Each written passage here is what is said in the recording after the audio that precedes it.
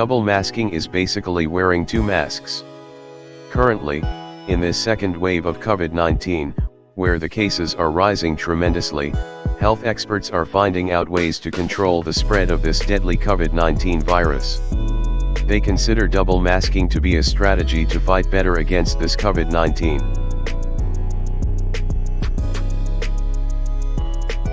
The first thing you have to do is to choose the combination of masks. Combinations of masks you should avoid. 2 surgical masks. Any mask along with N95 respirator mask. Recommended combination. A cloth mask over a surgical mask. What should we ensure before wearing double masks?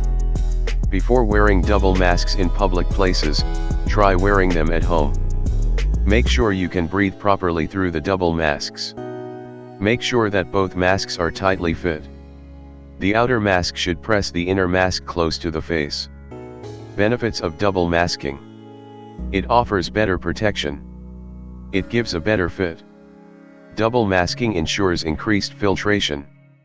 Along with wearing a mask, maintain social distance, wash your hands frequently with soap and water, and get vaccinated as per the guidelines.